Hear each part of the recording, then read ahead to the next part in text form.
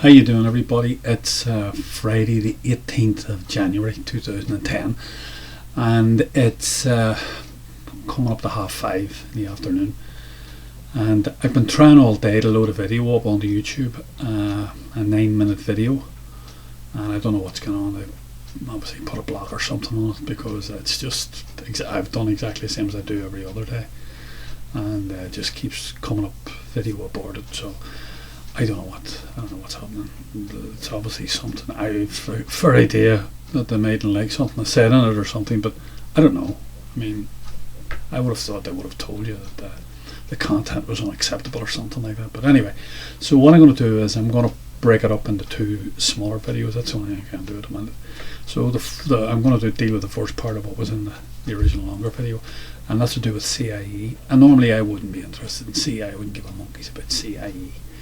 C.I.E. is the holding company for the Transport Authority of Ireland. Essentially, that's what it is. And it's a semi-state body, or it views itself as a semi-state body. And it's headed up by a 12-member board, and they're responsible for, they're the sort of controlling body for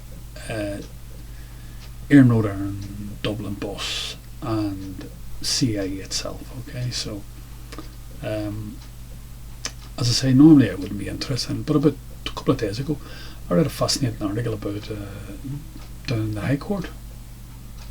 I think it was in the High Court, certainly one of the High Courts in Dublin. May not have been the High Court, might have been the Employment Commission or something, but it's of one of the directors of C.I.E., and he was down claiming that he was unfairly dismissed. And in the whole case, an extraordinary thing came up. One of the barristers, or one of the lawyers for C.I.E., accused this director of putting electronic bugs on employees' cars. I thought to myself, what? Are we in Washington? Is this CIA headquarters, or is this China Central? Is this Peking Central, or is this CIA headquarters in dirty old Dublin? So it is. It's seemingly part of the thing, and he was alleged that he was a bully. And in his retort, he said that he did this because he believed there was large-scale fraud going on in C.I.E., and he mentioned abuses of contracts that he claimed were worth €9 million for frauds, engaged in fraudulent activity. People involved in the company were, and subcontractors that were contracted to do work for this company.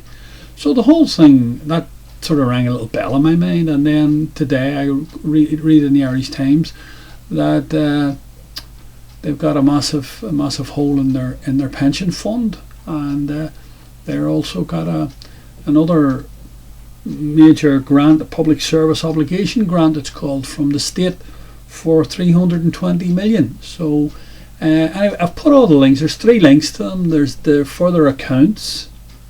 You can read about them, and you can read about the case in the courts, and you can also read about the article in the Irish Times today. So I'll give you plenty of time, plenty to think about. But basically what it's about is, as I say, it's just about a company that seems to be in, I think that's a reflection. If directors are going to that, maybe the guy's a lunatic, I don't know, but there's rarely that amount of smoke without a bit of fire. And it seems a strange bit of business. And then we read that a huge number inside the accounts, huge number of their employees are jumping ship. I mean, a huge number. So it's sort of it's a strange smell. That's all I know. It's a strange smell. And the hole in which we fill every year in this company amounts to 320 million. Yeah, that's the state grant they get to make up the difference between what they take in as revenue and, the balance their accounts. So have a look at their accounts, you'll see it there. Anyway, I've put the 3 links up, and it's worth looking at if you're interested. Okay, it's just another company that's in a bit of serious doo-doo as far as I can see. Okay, we'll talk more.